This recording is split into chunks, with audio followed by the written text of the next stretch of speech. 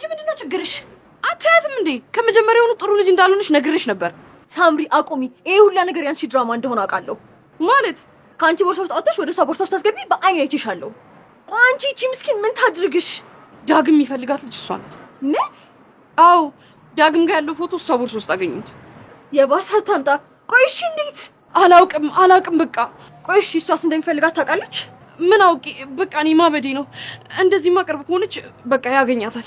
እሺ በቃ ተረጋጊ። የሆነ መፍትሄ አናጣም። ደግሞ ዳግም ወደ እሷ በጣም እየቀረበ ነው። ዛሬ ለልደቷ ስጦታ ገዝቶላት አልቀበልም ብለው በጣም ደብሮት ነበር። ሳምሪ ወደ ራስሽ ተመለሽ። ይሄ ፍቅር ዋጋ እንዳያስከፍልሽ ተጠንቀቂ። እስቲ ዙሪያሽን ተመልከች። በአካባቢሽ በጠቅላላ የሚፈልጉሽ ወንዶች፣ ሊሞቱልሽ የሚችሉ ወንዶች አሉ፣ ያውም ከዳግም የተሻሉ። አሁን እርዳታሽ የሚያስፈልገኝ ጓደኛዬ፣ እገዛሽ ያስፈልገኛል። በቃ እሺ ምን ላድርግ? ከጎኔ ከሆንሽ ይበቃኛል። ምን ማድረግ እንዳለብኝ እኔ እነግርሻለሁ። ኦፍ እስቲ ተረጋጊ። በችኮላ የሚሆን ነገር ማድረግ የለብንም። ዛሬውኑ በቃ ከዳግም ጋር መተዋወቅ አለብሽ። እንዴ ዛሬ? አዎ ሳትቀድመኝ መቅደም አለብኝ።